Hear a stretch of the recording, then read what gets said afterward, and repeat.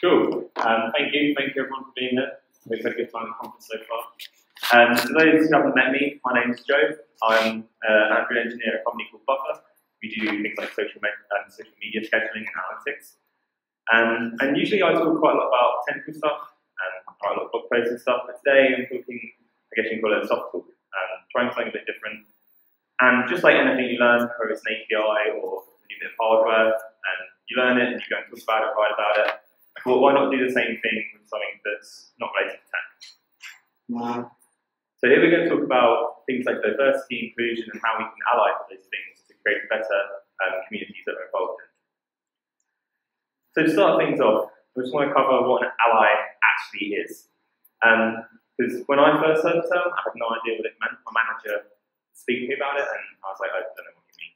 But essentially, an ally means drawing attention to an oppressed group's own voices. So there's a lot of mention of allyship coming from privileged groups. And while I don't agree with how privilege works necessarily, that's because the reason why it comes from privileged groups is because of the influence that these groups have within their networks. So if an underrepresented group voices and actions aren't being recognised within certain networks, a privileged member of that network can help to raise those voices and bring more attention to the things that they're doing. It's important to know that allies don't speak for or over these underrepresented groups, but more to be there to raise the things that they are doing and boost their presence. And originally when I was writing this talk, it was going to be about gender in tech, but you can ally for pretty much anything. It could be for gender, it could be for people of colour, it could be for disabilities, pretty much anything that is underrepresented in our communities can be allied for. And you can also advocate for allyship too, whether it's doing a talk on it, talking about it within your company, maybe it's like a little talk over lunch, or you write blog posts. And anything that you can do to advocate for it and boost awareness of such a thing is a good start. So it's important to note, before you want to get involved with helping underrepresented groups, that not everyone will want to be involved, not everyone will want your help. And that's perfectly 110% okay. And this is important because some people might not want your input, some people might not want your help, and it's important if you are going to try and provide help to people that you ask beforehand. If you're going to maybe if there's a situation where it feels slightly uncomfortable or someone said something that isn't appropriate, then it's best to consult that person who you think might be affected about that to see if they want your input first before you get involved. They might tell you to go for it and let this person know they've said something that makes them feel bad, or they might give you advice about how to do it, or they might not even want your input at all and just tell you to leave it alone, and that's perfectly fine. Now, I mentioned privilege previously, and I just want to cover exactly what that is, because it can be a bit of a sensitive word, and a lot of people get offended by this word, because some people think that it means that they didn't work hard for what they've got, but that's not the case. So privilege isn't that you haven't worked hard for what you've got, it's just that you've been in a position that someone else might not be in to get to that place. Maybe you haven't had some certain things blocking you on your path. So me, myself, I've had a pretty normal life. I've studied, I've got my job, my work experience, and so on. And that was all made pretty easy for me. And I did it because I could, and I had no obstacles to overcome. So I guess you could say I'm privileged. I'm a white male. And I've had no physical disabilities, I had no mental disabilities. So I've had no obstacles in my path to get to where I am. And I had no unconscious bias of society, which would stop me from getting to this position. Now, and also my parents are from a privileged position, so they've also been in the same place as me to get where they are without any problems that I previously mentioned, and that means they could help me out as well, help fund my university and my studying and so on. So if they weren't privileged, maybe I wouldn't be in the position I am now. So if I was to say, maybe if I was a female, if I was a person of colour, or maybe I was disabled, would I be in the same position that I am in now? Would the position I am now have been as easy to get to with those things that might have been in my way? And whilst we can't make judgments and we can't change history or how I've grown up, we can look at the communities that we're in. We can look at the conferences we attend, we can look at meetups, we can look at our Slack groups and our workspaces. We can take a look at what these groups are made up of and make our own judgments on maybe whether it will be the same.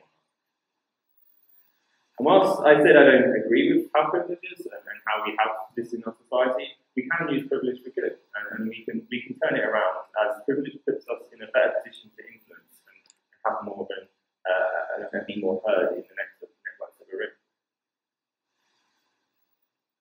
But why does this matter?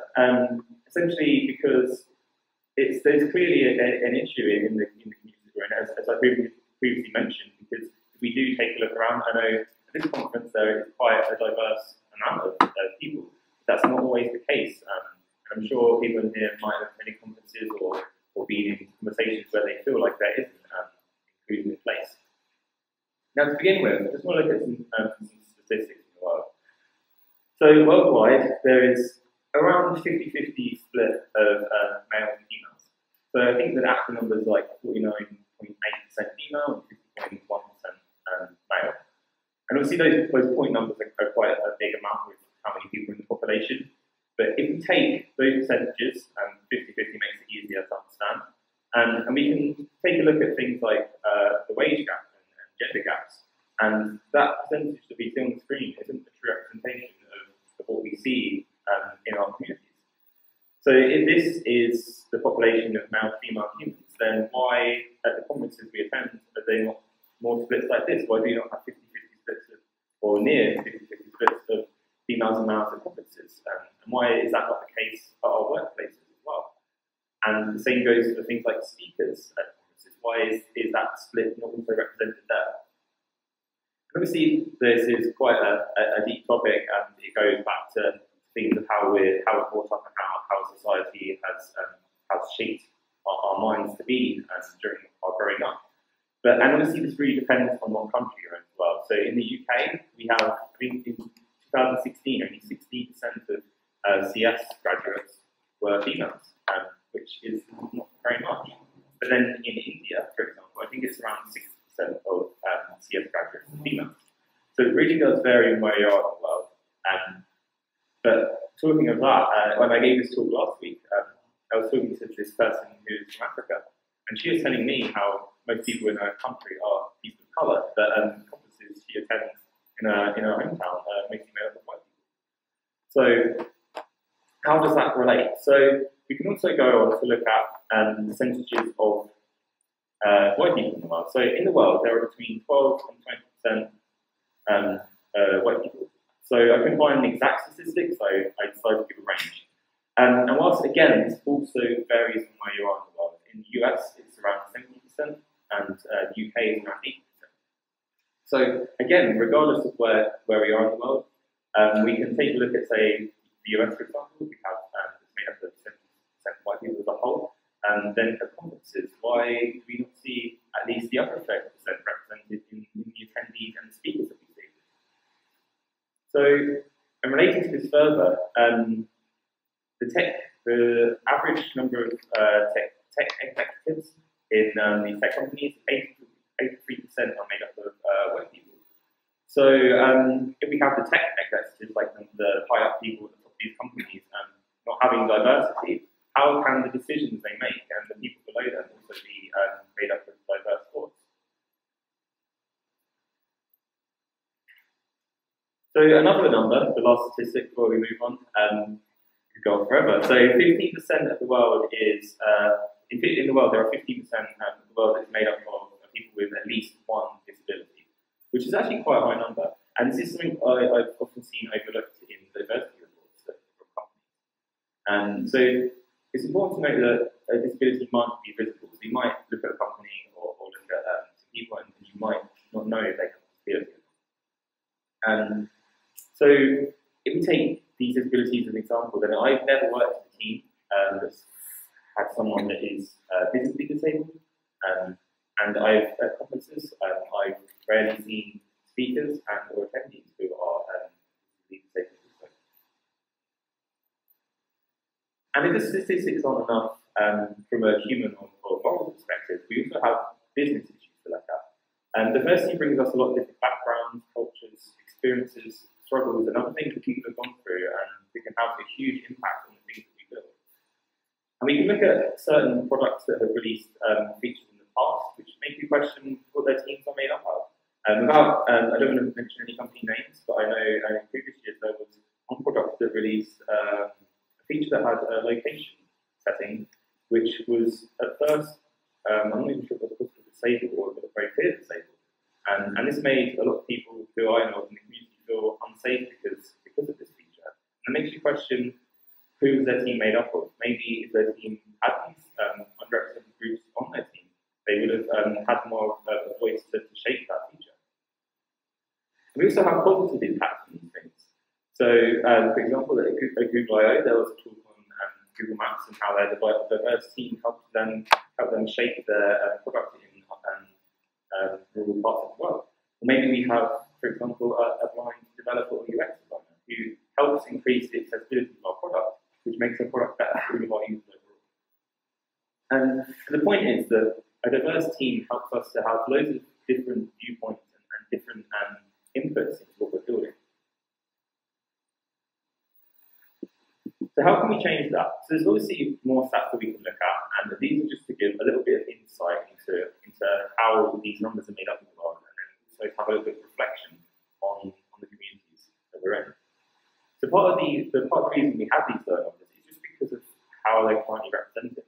So if you saw a conference with a full male lineup, as a female, would you want to attend that conference? Or even if you are a person of colour and the speakers of the previous year were white, would you submit a talk to talk at that conference?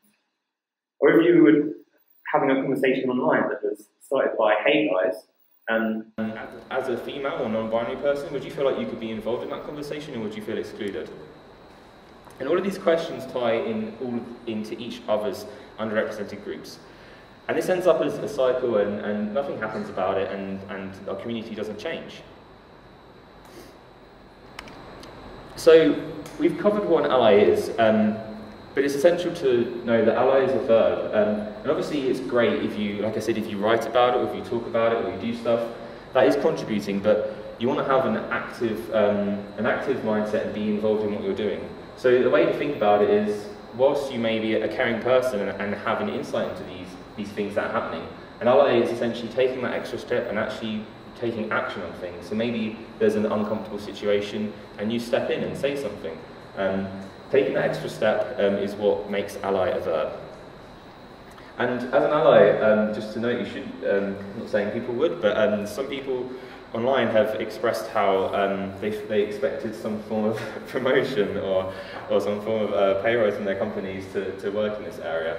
And this isn't something that should be expected, and this is something you should do to help shape our communities for the better. So one thing that can have a massive impact on not only how you change mindsets, but you also make conversations and so on more inclusive, is the language which you use. And this for me was incredibly hard at first, because the way we talk is often embedded in how we've grown up, the friends we have, and the people we talk to. But no matter what words you use or what words you're used to using, there's always a more inclusive word that you can replace it with. So for example, I know this is going to stir some conversations, gender-specific words can really damage the inclusivity of the conversations that you have. So me personally, I always used to throw around guys like it meant nothing without giving it a second thought. And we expect everyone to feel a part of these conversations when we use these gender-specific terms, but really they're uninclusive.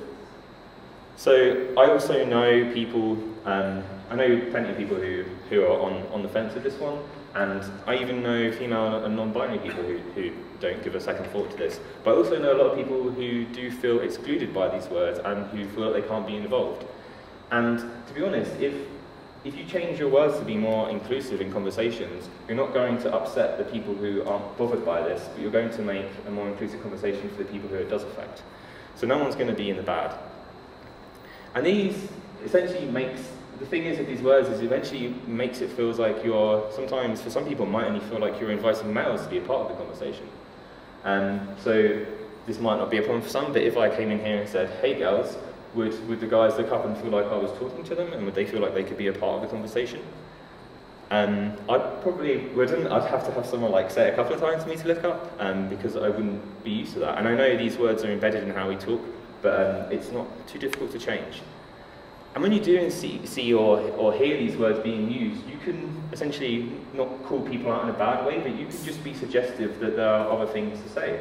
So we tweeted some stuff about a new feature release, and someone was like, "Congrats, guys!" And I just gave them a little nudge and let them know, because our team is actually 50-50 male and female, and we're only 2 people, so it's quite easy to do. But so it's pretty easy for us to reach that statistic. But so just gently reminded them that we are actually made up of guys and girls. I wasn't being horrible about it. I put an emoji so they know that I wasn't annoyed with them, and I was just making a general nudge to let them know this. And maybe they'll ignore that, maybe they thought I was being stupid, or maybe next time they go to use the word guys, they'll remember that tweet and they'll change their language, or maybe they'll correct someone else on it. And if this happens within your company or conversations and you want to say something, then go for it. Worst case, someone will just ignore you or think you're being silly. And if you don't know what to say, then ask someone what you should say, like message someone else who you know allies for this thing, or message someone who you think might be affected by it and ask for their opinions. Another one, it's not just gender words that can hurt the inclusion conversations, it's also things like mental disorders, for example. So these are words that even I used to use quite a bit before, a couple of years ago, like say things were crazy, or I'd say I was depressed over something, or even once I said something about OCD in a blog post I wrote. And someone called me out on it, and I felt really bad. And at the time, when I was writing it, I didn't see a problem with it, because the way, with the friends I had and stuff, we just used these words naturally, and it's just part of the way that our language is shaped. But they called me out on it, and I felt really bad, and I thought I'd really hurt their feelings, and I haven't used that word since. And to be honest, I don't know why I would. I don't have OCD. I don't have a use for that word, so I shouldn't be using it out of context. And the thing is with using medical terms is it hurts the conversations, inclusivity, and perpetuates stereotypes, and also lessens the meaning of these words as well. So even if it's an important thing with these words, like the gender ones and the mental disorders, is even if they're private conversations that you're having with people who won't be affected by these things, if you start to tell yourself to change these words, if you can change these words in your private conversations, you can start to build that habit, and it will become more natural for you to do so in other environments as well. So unconscious bias, and this leads us on to that. So unconscious bias is essentially occurs when someone may favour someone unconsciously because of maybe how they look or the values that they have. So there's essentially two different types of unconscious bias. So the first one is known as affinity bias, and this is essentially where someone may favour, again unconsciously, someone else based off of similar experiences. So maybe you might have a manager who did badly at school, they dropped out of school, but they still got to where they are now. That manager might unconsciously favour an employee who has gone through the same things as them. And this is all completely unconsciously, but that can happen. And the second type is known as the halo effect. So this is essentially where you pass on a positive trait onto someone simply because how they look or by some feature that they have. So maybe someone's got a master's degree, so I'd automatically presume that they're intelligent, or maybe someone's dressed well, so I'd assume that they're professional, and so on. So the thing is, we probably all have these unconscious biases in our mind, and the truth being, we probably can't help it. It's completely natural and unintended. If you have unconscious bias, you shouldn't feel bad, you shouldn't beat yourself up over it, but you can do a few things to help change these. And it's not an instant thing to remove unconscious bias, but you can alleviate it slightly. So an important one, which is obviously easier said than done, is be aware. Maybe you look back at previous decisions you've made. Maybe look back at situations you're in, and be more aware of your thoughts and your thought process. And when you make decisions, think about if any unconscious bias could be at play. And when you do make decisions, it's important not to rush them. Maybe it's to do with hiring, maybe it's to do with assigning work or so on. If you take more time with decisions and take a step back when you're thinking, you can be more aware if there's any unconscious bias that could be at play. And when you do make decisions, regardless of how quickly, you should try and back them up with evidence. Why have you hired that person over someone else? why have you assigned that work to this person over that person, or any decisions you make. If you can think of legitimate reasons as to why you've made that decision, then fair enough. But if you're struggling, then maybe there's something else at play here, and you might need a second pair of eyes to help you out with that situation. And an important one that can really help with unconscious bias is expanding your network. If you don't have a diverse network, then your mind essentially has formed stereotypes over what certain things look like. So if you've only known male engineers, for example, chances are unconsciously you see your mind sees an engineer as a male. But if you have a diverse network and your network's made up of more diverse people, then you can sort of essentially, I don't know much about brain science, but I imagine you can essentially remold your brain into these and eliminate any stereotypes that are here. So another way in which you can help to raise voices of underrepresented groups is by amplifying voices, ideas, and any work they do within the community. Now, don't get me wrong, you should always amplify and give recognition to anyone's work, but essentially, if privileged groups or people in companies or so on are always getting recognition and they're up here, and if underrepresented groups are never being heard or given recognition within their companies, all you're essentially doing is bringing them up to the same level. You're not favouring one over the other. You're essentially creating a fair environment. There are several things we can do this. You can share recognition during public announcements. Maybe you do a feature release, or maybe you write a blog post. Giving recognition within these things is a great thing you can do, and it's easy. All you've got to do is essentially at someone on Twitter, and it doesn't take much effort from your side. And whilst this sounds like a small thing, it can really help to change perceptions, for example. So say if your company does a feature announcement, and people in the public or other developers see this announcement, and they might just make assumptions about who worked on this feature or who worked on this certain thing. But giving people recognition where it's due and actually letting people know who was involved in this can help to change those perceptions and help to make people think differently. And the same thing goes in your workplace. Whilst you may not think your workplace might make these judgments, it really depends on your company, your size of your company. Maybe there's a team who doesn't really know what your team's doing and they only communicate with the team lead. Sharing the same kind of recognition inside your company can have exactly the same effect that it can do on social media.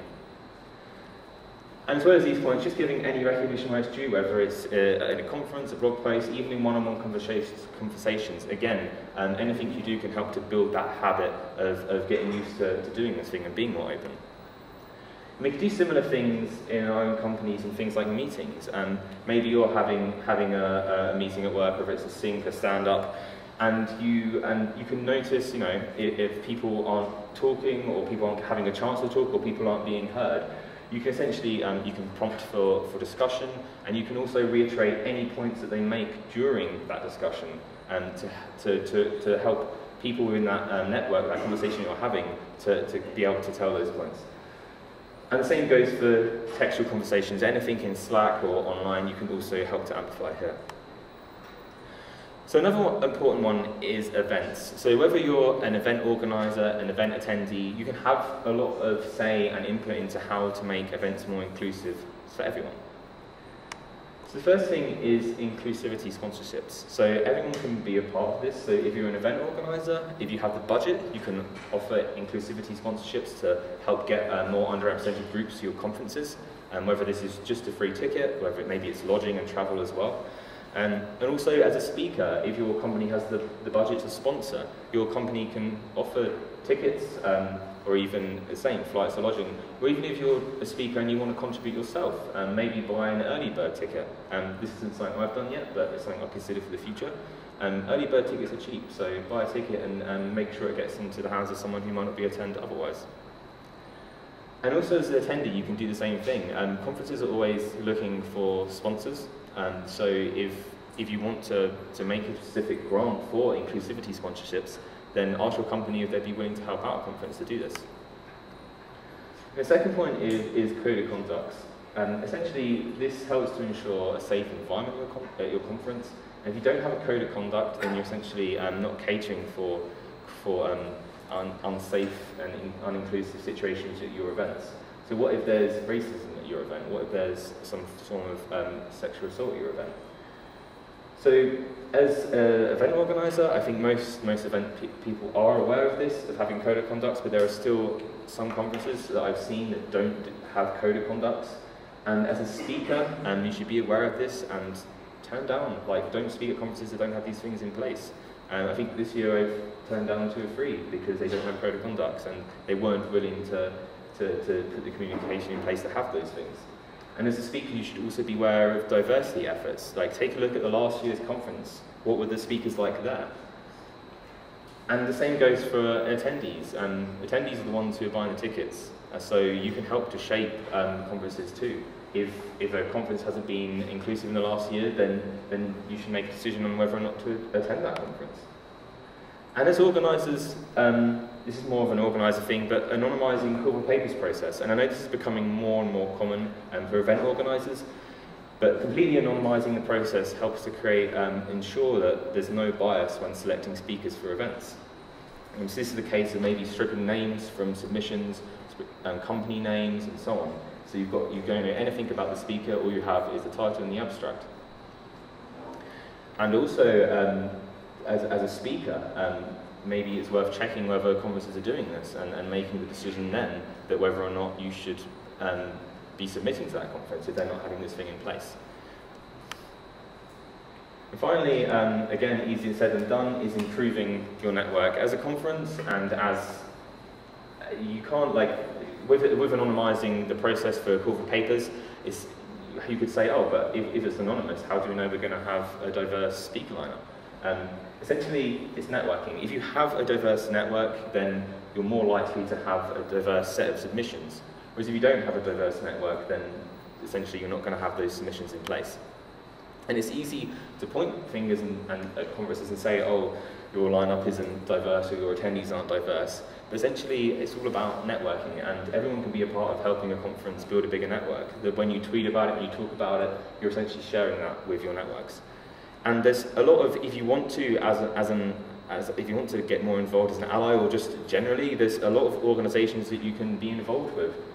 Maybe you want to build up more of a network online and start having a more diverse Twitter feed. Or maybe you want to spend some time volunteering and helping people learn to code who are from underrepresented groups.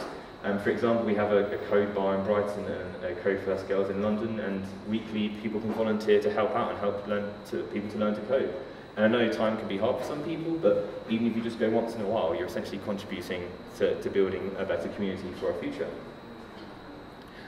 And another quick one is work assignments. So maybe you're a part of a team, maybe you're a team leader, maybe you're a manager, maybe you decide who does work and you assign certain work to certain people. Rewording this as distributing work, you can essentially ensure that you're giving work to a mixture of people. And I can imagine it's quite easy to give the same work to the same people each time, and then you end up in this cycle of underrepresented groups not getting the recognition they should do for the work that they're doing.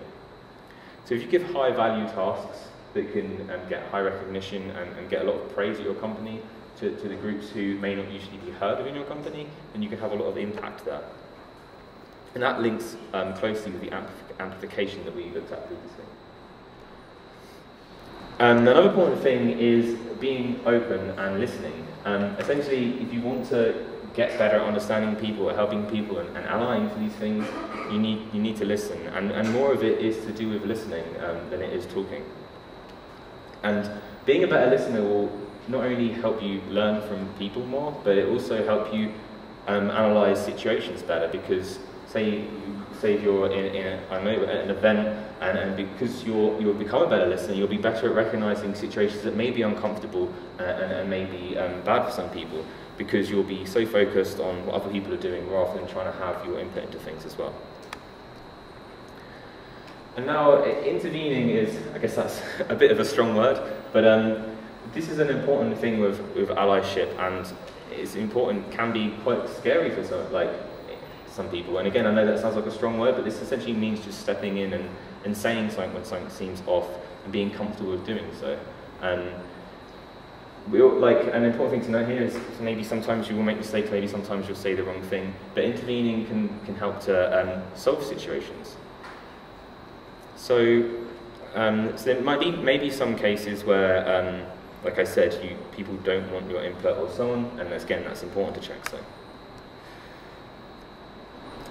So, like I said at the start of the talk, mistakes, you will make mistakes. You may say something that upsets people. Maybe you don't step in at the right time at a point, or maybe you see something at an event that you feel you should step into, and you don't step in, and then you feel bad about it afterwards. That's okay. Like there's been times where I felt like I should have said something, and a week later I've messaged someone and said, oh, I did see this, but I didn't feel comfortable saying something at the time, and that's completely fine. And the thing is, mistakes help you build empathy, and they will help you to recognize situations in the future, and then you'll be able to have conversations with people that will help you learn more. And at the end of the day, whether we're talking about your company, whether we're talking about the events you attend, and so on, everyone benefits from inclusivity, whether it's building on company culture, getting parental leave and so on, all these things, and making it fairer for specific underrepresented groups. It benefits everyone. And like I said, it's not just a human issue, it's also a business issue, and the products we build and the things we do can become so much better with a diverse team. So that's it from me. Got a couple of minutes early, I think. But what next? So I hope, well, like I said, this wasn't the aim to make everyone experts in inclusivity and diversity and so on, but I hope like I planted a few seeds in people's minds for things that you could do and things that you could look out for in future. Again, whether it's your company, whether it's at events, and you can be more aware of these things. I've got a few minutes, so if anyone wants to ask any questions, or if people would prefer to come up to me afterwards, then that's perfectly okay as well.